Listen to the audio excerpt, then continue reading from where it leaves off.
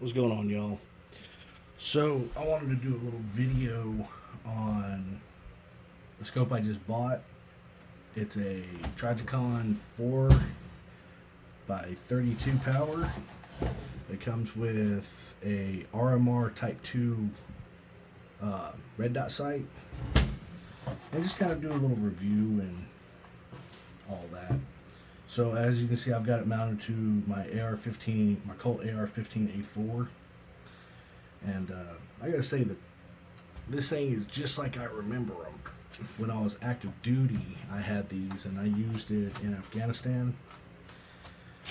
The quality is astounding. You know, uh,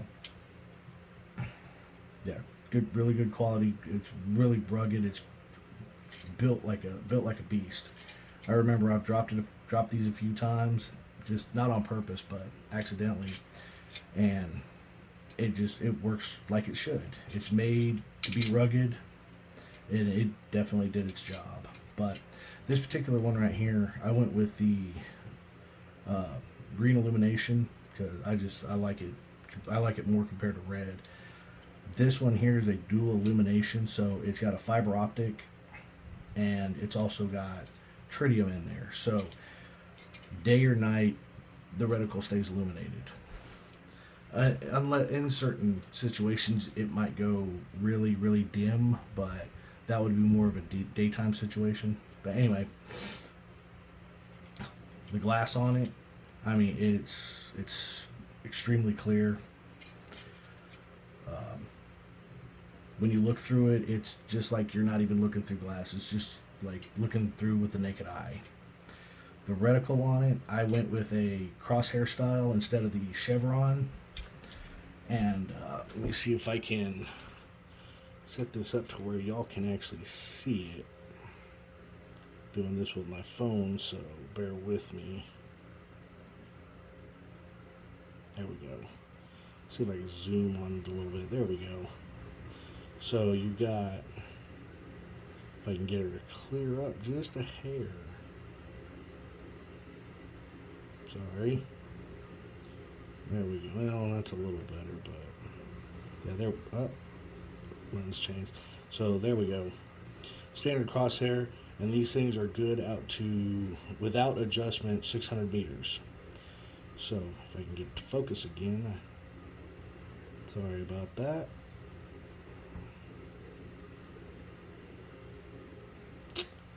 Well, damn. Actually, you know what? I can show you in the manual.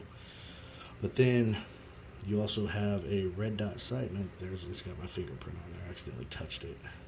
But you've got a red dot, which I will admit, this thing is cool, but there's a couple of things I don't like about it, and I'll get into that here in a minute. But, so you have a dual elimination, so no batteries required for this, for the actual scope itself. With the red dot, though, there's no power button on here. Nothing. All you have is your windage and your elevation. That's it. This does take a battery, and this thing stays, the red dot is, or the LED is constantly on. With that, it doesn't use a whole lot of power. In the manual, it says, well, let me, before I get into that, the actual LED itself is self-adjusting, so depending on the light, the actual dot will adjust its brightness. So in dark conditions, it's really dim, and the battery will last, I believe. Let me see. I think it's 4 years. No, yeah, 4. Yeah, here we. Oh, 5 years in dark storage, 2 years of typical use. So that's the battery life. But there's no power button, nothing like that. But it's made, I believe it's made of the same material as the scope housing, so it's rugged, it's durable. You know, you ain't got, if you drop it, you probably don't have to worry about damaging it, maybe a scratch or a small dent. If you're very unlucky, possibly cracking or scratching the glass. But other than that, very good quality.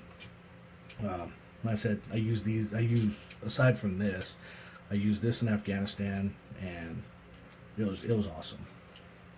And now that I finally got one, I'm happy. But the only downside is they are pricey. These are expensive, especially when if you get them with the red dot. Uh, Depending on where you go, you're probably looking at about $2,000. But I've always wanted one, and I said, you know what, screw it. I broke down and bought it. Tritium, I mean, it's got tritium inside of it, so in no light or very dim conditions, the reticle will stay lit, or the reticle still lights up. In daytime, the reticle, obviously, the more light, the more it lights up, or the more light it's able to absorb, the brighter it gets. And they can get to a point to where in direct sunlight, they'll get to a point where it's almost like it's blotchy. It's just almost blurred out, and you can't focus it that great. But other than that, I mean, I really have no complaints about it. These also, if by chance, like this is an A4 model, so I have the Picatinny rail on top. If you have like an old like a A2 model where the carrying handle is it's non-removable, you can take these two bolts out, or these two screws out, and take this Picatinny mount off, and then you can take the acog and mount it directly up to it.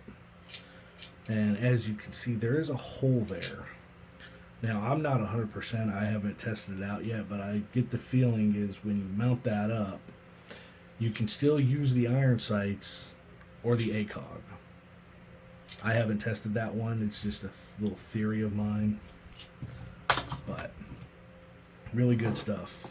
Like, now let me go back into it. Does, like, it comes with an actual carrying case, so you know, even though these things are rugged and durable, if you're not using it, you can put it in a case. Got foam in there, all that good jazz. It's got a little spot where you can, all the little goodies that come with it, and I'll get into that. So it does come with a 2-piece lens cleaner. You've actually got the brush, like a dust brush itself, but it also comes with a felt tip. And as a matter of fact, I'll use that now because I left a smudge, a fingerprint on my lens. So you'll just take this, put that on there, swirl it around a bit, get it clean, and bam, it's good to go. That's like this. Say you're in a sandy, dusty environment, you can take that, put that in there, or you can use it in general. I mean, I had something similar to this, but, well, actually, no, actually, I remember it was a shaving brush, like the old school horsehair brushes you use for putting on shaving cream. I had one of those. Use that and just dust it all over on this and the rifle, and it kept it clean. And that was a lifesaver. Best probably. Now this was in 2011, so probably the best $3 I ever spent. So you've got the brush. It comes with an Allen key, or, well, a torque. It's a star bit, torque bit, Allen key. And I would imagine it's in the event you want to remove this. That way you can change the battery, because the battery does actually sit underneath the red dot. So you've got that. You have an actual you have the red dot manual. Go through that, tell you what you want, and there are different models here.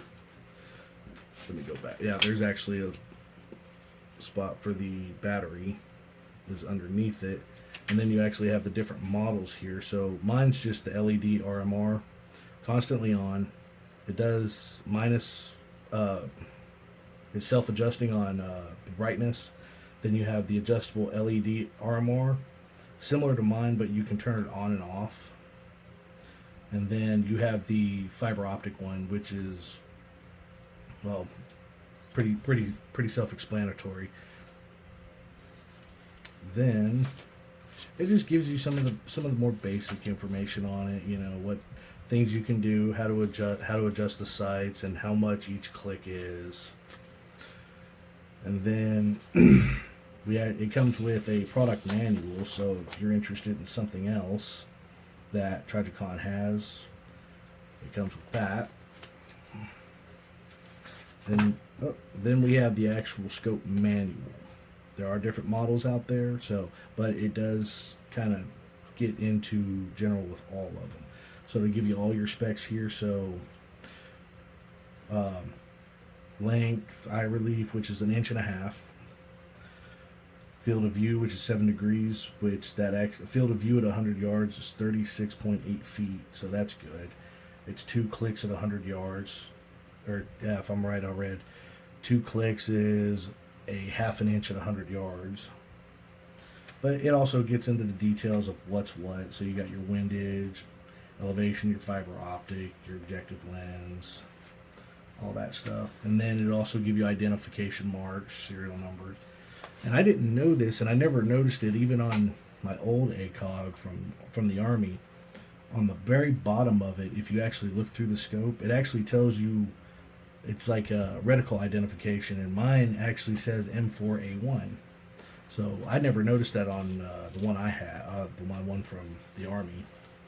But different style reticles and what they are, like you got your 4x32s, in which this is the one I have, and it'll actually give more information. Then you've got installations. Oh yeah, here's how to mount it on an A2 on a carrying handle. More information. Let's see here, how to adjust. I'm looking. Here we go. So this is the one I have. There's more information. So you've got a 100, 200, 3, all the way out to 600 meters. I mean, the hardest part of that is just going to be knowing how big your target is. And then it's just got like the different models and stuff. Like I guess I'm assuming almost like a Gen 1 when they first came out. There's no fiber optic, but it's got tritium, and then you got the fiber optic and tritium, and then there was another one I thought. Oh yeah, the one I have where it's got the red dot. I mean, all in all, I'm really impressed with this. I really like it. Like I said, they are expensive, but if you're willing to part with the money, I highly recommend one for an AR platform, and particularly a 223 because these are set up. But I have heard that they do have some set up to where you can get it in a 308 model or a 308 reticle. So installation is easy. It's standard Picatinny. I like mine. I just put mine on the last rail, and then you just take it, tighten it down. I don't torque it and put all my muscle into it because I'm scared it's going to get stuck. In the event, I go to take this apart just for cleaning. So if you have any questions, please feel free to ask. I'll be more than happy to answer it if I know the answer. If I don't, I'll do what I can to find it. All right. Bye.